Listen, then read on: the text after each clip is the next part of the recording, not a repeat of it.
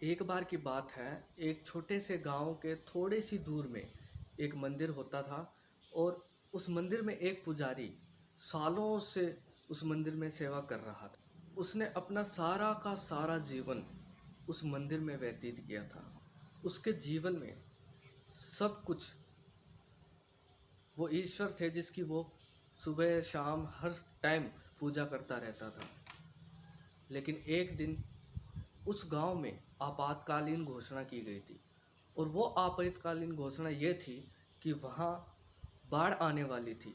वहाँ एक व्यक्ति आता है और पंडित जी से बोलता है कि पंडित जी, यहाँ बाढ़ आने वाली है, कृपया करके यहाँ से दूर चलते हैं, नहीं तो बाढ़ हम सभी को डुबा देगी।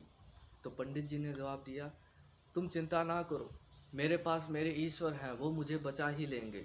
तो उस आदमी ने कहा, पागलों जैसी बातें मत करो, यहाँ कुछ ही देर में पानी भर जाएगा। वो उस व्यक्ति की बात नहीं मानता है और वो व्यक्ति परेशान होकर वहाँ से चला जाता है।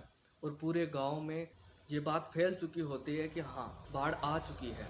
और अब बाढ़ का पानी धीरे धीरे मंदिर की सीढ़ियों तक आ चुका होता है। तब कुछ व्यक्ति आते हैं और वो पंडित जी को समझाने की कोशिश करते हैं कि पंडित जी, यहाँ रुकने का कोई फ़ायदा नहीं है। भगवान ने जो काम करना था वो हमें ये संदेश भिजवा कर पहले ही कर चुके हैं।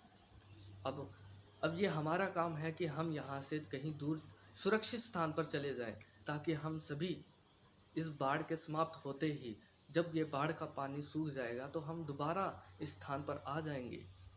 तो पंडित जी ने फिर से वही जवाब देते हुए कहा, नहीं, मेरे पास तो मेरे ईश्वर हैं, वो ही आएंगे तो ही मैं जाऊंगा, वरना मैं यहाँ नहीं जाऊंगा। और वो जो भी व्यक्ति थे पंडित जी को समझाने आए थे, वो सारे चले गए। अब पानी धीरे धीरे बढ़ता चला गया। अब पानी मंदिर के ऊपर तक आ गया था। तब वहां से कुछ व्यक्ति नाव लेकर जा रहे थे। उन नाव वालों ने पंडित जी को बहुत कुछ समझाने की कोशिश की कि पंडित जी, जिद मत करो, जिद मत करो, तुम चलो यहाँ से, नहीं तो तुम यहाँ पर मर जाओगे। तो पंडित जी ने कहा, मेरे पास तो मेरा भगवान है, वो ही आएंगे मेरे पास मुझे बचाने के लिए। अब वो नाव वाले भी परेशान होकर चले जाते हैं। अब बाढ़ का पानी धीरे धीरे और बढ़ता है। अब पानी पंडित जी के गर्दन तक आ जाता है।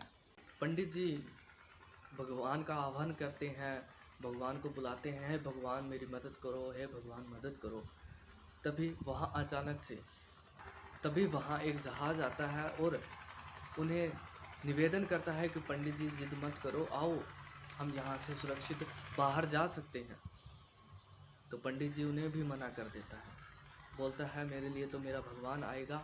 मैंने अपनी पूरी की पूरी ज़िंदगी इन भगवान के चरणों में समर्पित की है, मैंने हमेशा इनकी सेवा की है, वो भगवान आज ज़रूर मुझे बचाने के लिए आएंगे। अब वो वहाँ से चले जाते हैं।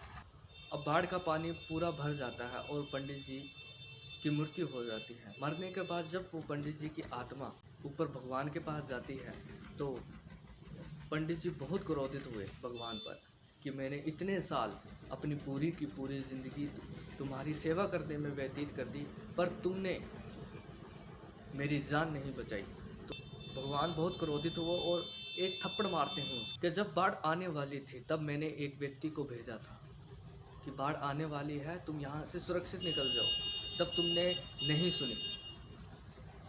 और जब पानी मंदिरों की सीढ़ियों तक आ गया तब भी भेजा था।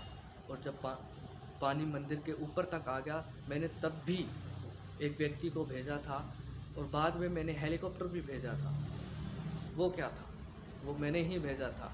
अब तुम सोचते हो कि मैं ही आ जाऊं नीचे, तो ऐसा नामुमकिन है, ऐसा नहीं है।